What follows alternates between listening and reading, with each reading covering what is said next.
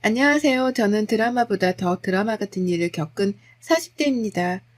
만년 직장인으로 열심히 살다가 언젠가 제 꿈을 이루기 위해 열심히 돈을 모았어요. 저는 회사 생활을 앞으로도 몇십 년을 더 해야 한다고 생각하니까 너무 지겹더라고요. 그래서 많은 고민을 한 끝에 늦어도 40대에는 꼭 제 카페를 하나 차리고 싶었습니다. 한켠에는 카페이고 한켠에는 접시와 컵을 만드는 그런 공방을 운영하고 싶었어요. 제가 취미로 자주 만들기도 하면서 그런 생각을 갖게 되었죠. 사실 따박따박 통장에 월급이 딱 꽂히는 게 안정적이고 좋긴 했지만 제 가게를 너무 하고 싶은 마음은 어쩔 수 없겠더라고요. 마침 시기적절하게도 30대 중후반쯤 되었을 때 회사를 더 이상 다니기가 힘든 지경에 이르게 되었습니다. 신입 직원들이 아무래도 저 때랑은 사고방식이 많이 달랐죠.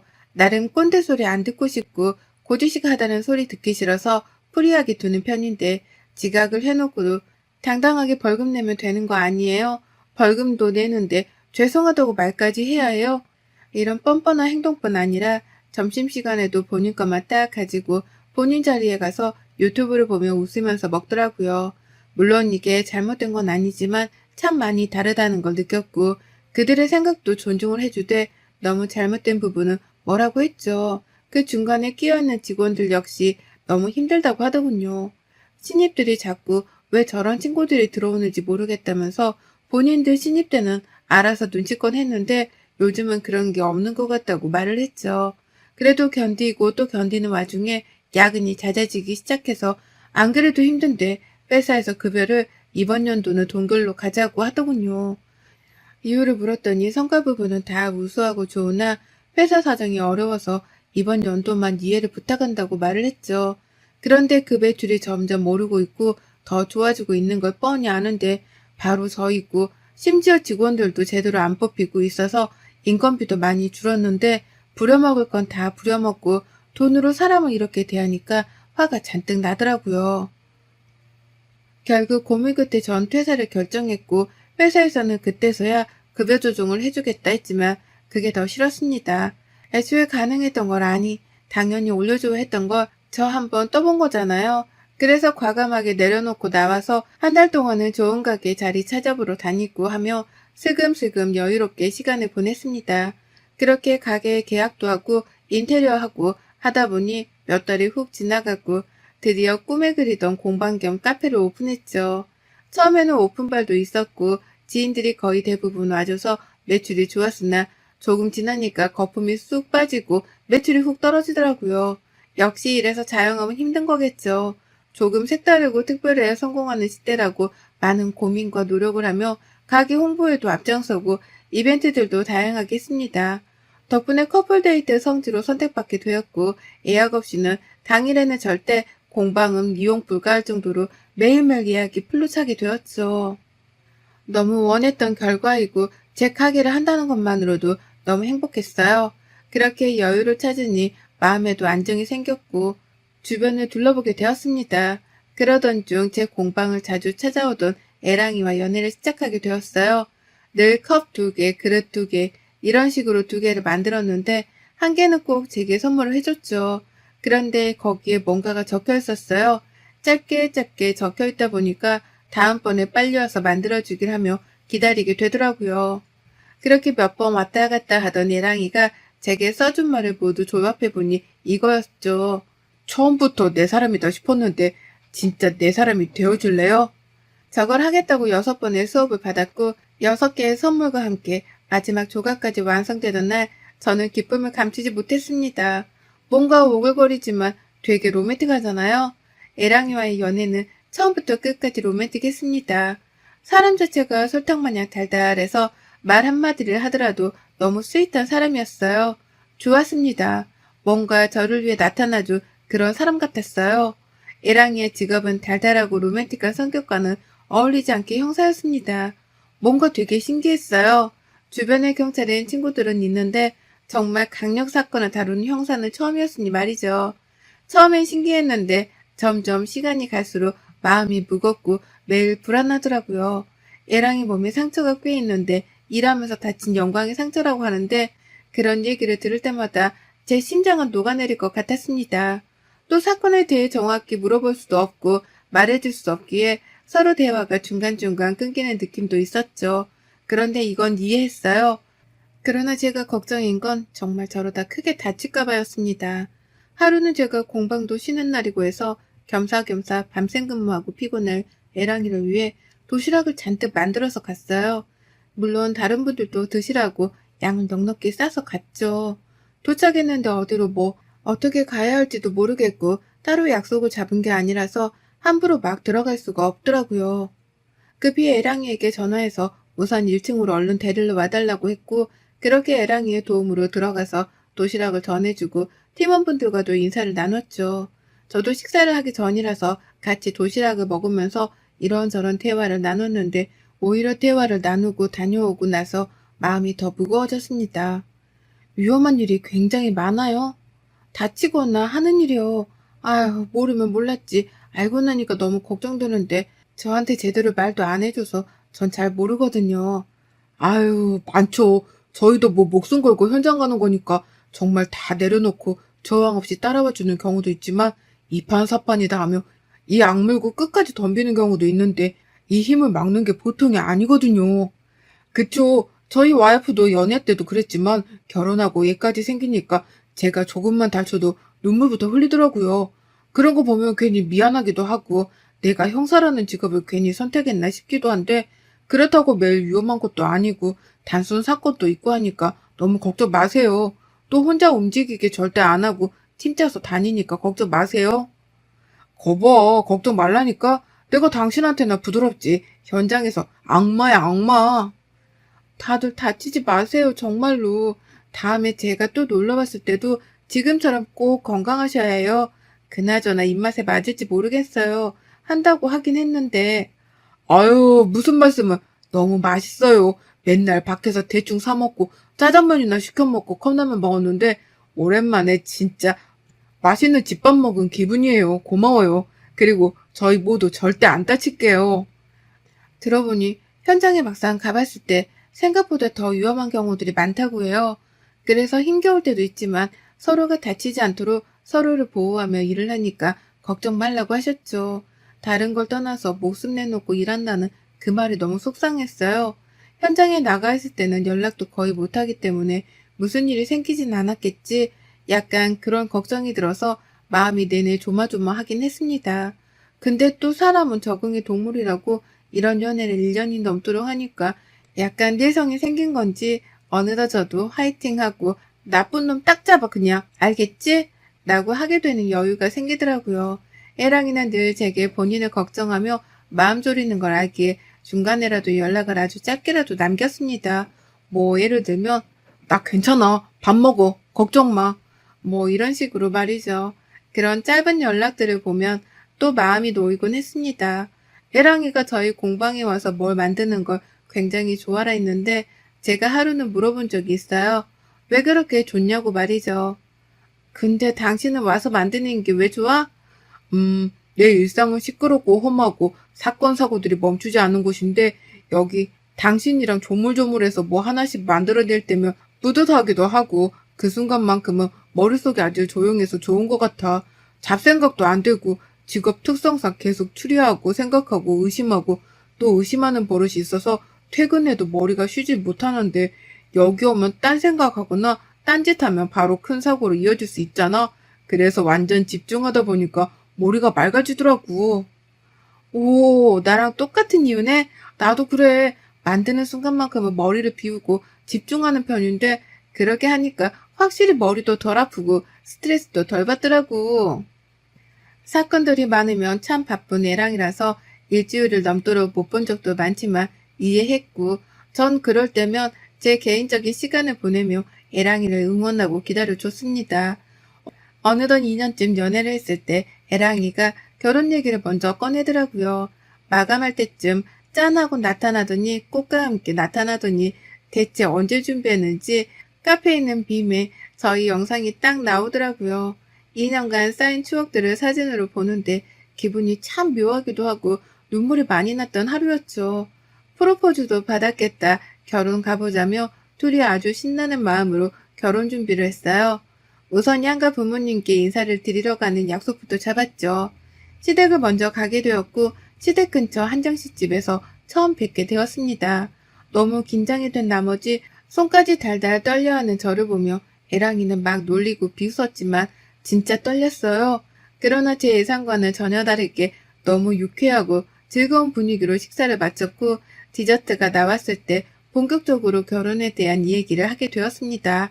이때 이미 긴장이 어느 정도 풀린 상태라서 조금 편하긴 했어요. 듣기론 무슨 카페랑 공방을 운영한다고 들었는데 매출이 정확히 어느 정도니? 평균 매출. 평균 매출이요? 엄마, 초면에 매출을 물어보는 건 실례지. 나보다 더 벌어. 뭐가 실례니? 알겠지만 우리 준호 외아들의 저 자리까지 가게 만들려고 나랑 준호 아빠 정말 고생했어. 그래서 내게는 유독 더 특별한 아들이거든. 그러니까 결혼하고서도 서영이 너가 우리 준호 내조를 잘해줬으면 좋겠다. 나야 뭐 시집살이 이런 거 시킬 것도 없고 너희 둘이 결혼하고 알아서 잘만 살면 좋겠거든. 네, 어머님. 무슨 말씀이신지 이해했어요. 저도 많이 노력하고 서로 노력해서 효도를 보답할게요. 잘 사는 게 효도이긴 하지만 효도는 정확히 말하면 다른 게 효도지. 잘 사는 걸로 퉁치는 건 아니지? 네? 장난. 너무 긴장했나 보네. 그건 그렇고 우리 준호가 원래 그렇게 소개해달라는 집안이 널리고 널렸었거든. 외모에 스펙에 성격에 뭐 하나 빠지는 게 없으니까 다들 사윗감으로 찜해두고 여기저기서 데려가려고 한달이었는데 결국 서영이 너랑 결혼하는 거니까 그만한 책임을 꼭 지도록 해. 긴 말 필요 없고 둘이 결혼 약속한 지금 마음 변치 말고 쭉 문제없이 잘 살아라. 그리고 세아가는 결혼했다고 살림하려고 하지 말고 지금처럼 맞벌이 꼭 하고 요즘 시대는 맞벌이인 거 너도 잘 알지? 네. 걱정 마세요. 저 맞벌이 할 거예요. 뭔가 기분이 좋지 않았어요. 디저트 타임 오기 전까지는 많이 웃고 유쾌하고 막 그랬는데 디저트를 먹으며 나누는 대화들이 너무 날카롭게 느껴졌습니다. 그냥 딱 봐도 시부모는 남편보다 제가 훨씬 부족하다고 생각하는 게 너무 느껴져서 기분이 불쾌하더라고요. 이렇게 따질 건 아니지만 막말로 벌이도 제가 더 벌고 모아둔 돈도 그렇고 경제적으로 봤을 때는 오히려 제가 남편 몫까지 책임져야 했는데 말입니다. 기분이 별로 좋지는 않았지만 그러려니 하고 마음을 비우기로 했어요. 왜냐면 예랑이가 또 먼저 제가 기분이 왜 안 좋을지 이런 말들을 듣게 해서 미안하다면서 아주 디테일하게 사과를 하며 속상한 제 마음을 만져줬거든요. 그러니 또 화가 안 풀릴 수가 있나요? 풀릴 수밖에 없죠. 그 이후 저희 집에 갔을 때는 분위기가 또 달랐습니다. 저희 아빠는 괜찮으셨는데 엄마는 오히려 형사라고 하니 위험해서 싫다는 입장이셨고 반대 아닌 반대를 하셨어요. 어색하게 밥을 먹고 대화를 나눌 때 엄마께서는 솔직한 마음을 털어놓으셨죠.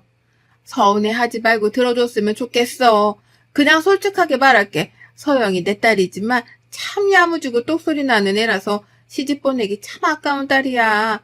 그런데 데려온 사람이 강력 사건만 다루는 형사라고 하니까 솔직히 난 싫어. 사고라도 생기면 어쩌나 싶고 매일매일 걱정하면서 살 내 딸 생각하면 또 마음이 아프고 난 그렇거든. 그래서 지금 막 웃음이 나오지도 않고 그렇다고 자네가 싫은 게 아니라서 어쩌지 못하겠네. 미안해. 아닙니다, 장모님. 솔직하게 말씀해 주셔서 감사해요. 저였어도 제 딸이 데려온 남자가 이렇고 결혼하겠다고 하면 너무 귀해서 못 보내요. 그런데 저는 소영이를 진심으로 사랑하는 것뿐 아니라 목숨 바쳐 지켜주고 싶은 사람이에요. 장모님, 장인어른, 여지껏 두 분이서 함께 지켜주신 거 이어받아서 제가 무슨 일이 있어도 제 와이프는 꼭 지키며 걱정 끼치지 않고 몸조심하면서 그렇게 살게요. 혼자일 때는 몸을 안 사려 많이 다치기도 했는데 이제는 저도 식구가 생기는 거니까 제일 뒤에서 몸살이면서 다닐게요. 약속드려요. 그래, 난 남자답고 좋네. 다만 서영 엄마가 말한 것처럼 혹여나 사고가 생길까 그게 조금 걱정이긴 하지만 걱정이 태산인 인생 살면서 일어나지도 않은 일까지 걱정하면서 살지는 말자고. 우리 너무 힘들잖아? 감사합니다. 제가 정말 잘할게요. 차라리 솔직하게 친정엄마가 말씀하신 덕분에 오히려 분위기는 확 풀렸고 화기애애하게 마무리가 되었습니다. 그 이후 순차적으로 하나씩 준비를 했어요. 저도 애랑이도 아예 계획표랑 준비할 리스트들을 쫙 만들어두고 거기에서 정해두고 거기서 하나씩 준비를 차근차근 하니까 크게 어렵진 않았습니다. 저도 애랑이도 둘 다 바쁘니까 서로 조금씩 배려하면서 시간 있는 사람이 더 여유롭게 준비를 하곤 했어요. 그러다 보니 드디어 결혼식을 올리는 당일이 다가오고 있었죠. 저희는 결혼식 하기 딱 2주 전에 신혼집에 대한 모든 것들이 완료가 되어서 미리 이사도 하고 들어와서 살았습니다. 그래서 신혼집에 들어가서 거의 일주일간은 청소하고 가구 배치도 다시 하고 아주 힘들었지만 남은 일주일은 여유롭게 지내다 결혼식을 올렸죠. 전날에 잠을 제대로 못 자서 설레임보다는 피곤함이 앞서고 졸려 죽겠었지만 정신 차리고 막 준비를 했습니다. 제가 준비를 하면서도 남편은 제 입에 김밥을 쏙쏙 하나씩 넣어줬어요. 물도 넣어주고 말이죠. 정신없어서 하루 종일 쫄쫄 굶을 거라고 하니까 지금 먹을 수 있을 때 얼른 김밥이라도 먹자면서 잔뜩 사들고 왔더라고요. 근데 드레스가 워낙 허리를 꽉 조여놔서 먹을 수 없었습니다. 먹고 싶지만 먹을 수 없었고 그냥 당 충전이나 할 겸 사탕이나 먹고 말았어요. 저희의 결혼식은 유쾌하게 준비를 했습니다. 저희가 정식으로 부부됨을 지인들과 가족들 앞에서 축하받고 인정받는 날인데 막 바보처럼 울고 싶지 않았고 하객분들이 지루하지 않고 막 웃다가 가시길 바라는 마음으로 여러 가지를 준비했죠. 그렇게 하객들 분위기도 최상이었고 거의 무슨 클럽처럼 함성까지 들으며 난리도 아니어서 실제로 다른 모르는 분들까지 와서 저희 결혼식을 구경하셨다고 해요. 저희는 축가를 웃긴 댄스나 노래들을 했고 상황극도 했었거든요. 이제 식이 거의 끝나갈 때쯤 갑자기 시모가 손을 번쩍 드는 겁니다. 당황한 사회자가 왜 그러시냐고 하니까 시모가 성큼성큼 저희에게 다가와서 직원분께 마이크 내놓으라고 하는 거예요. 순서에도 없었고 대체 이게 뭔 상황인가 싶어서 너무 당황한 상태로 있었고 애랑이는 엄마 왜 그러시냐고 막 말렸죠. 알고 보니 시모는 약주를 조금 하셨더라고요. 그래서 술김에 갑자기 올라오셔서 마이크를 잡고 말씀하셨죠. 안녕하세요. 저는 여기 잘생긴 우리 아들 김준호 애미이고 여기는 이서영이 우리 며느리고 나는 최복자이고 내가 올라온 이유는 들려요? 아니 다른 게 아니고 내가 약주를 좀 했는데 이야 우리 어머니께서 아주 약주 조금 마시고 분위기 업 시켜주시려고 오셨구나. 그런데 우리 아버님이 어머님 모시고 가는 게 어떨까요? 저희 여기 빌린 시간이 정해져 있어서 이제 나가야 되거든요. 그래야 다른 사람들도 결혼을 해서 저희 때문에 그 사람들 결혼 못하면 어째요. 시끄럽고 나 딱 우리 며느리 이서영한테 할 말이 있어서 그렇거든. 다 필요 없고 우리 잘난 아들 내조 똑바로 하고 살아라. 내가 너 시집살이 안 시키는 대신에 넌 우리 아들 떠받들고 하늘 같은 서방님 이렇게 살아야 되는 거야. 알겠지? 늘 서방은 하늘처럼 대신 너는 바닥으로 그렇게 살아야 가정이 행복한 것이다. 순간 전 제기를 의심했고 순식간에 하객석은 난리가 났죠. 웅성웅성거리는 소리가 막 들리더니 그때 한 여자가 아이를 안고 나타나더라고요. 그 여자와 아이의 등장에 시모와 애랑이는 거의 기겁을 하는데 뭔가 느낌이 쎄했죠. 최복재 여사님 여전하시네요. 내가 진짜 보다 여기 며느리 될 분이 너무 안타까워서 구해주러 왔네. 내 알 바 아니니까 그냥 냅두려다가 그쪽 속으신 거예요.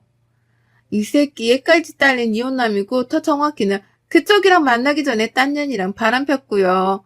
그래놓고 얘도 저도 다 버리고 떠난 매정한 놈이고 그 옆에서 우리 아들은 잘나서 그럴 수 있다고 하던 게 여기 얘네 부모고요.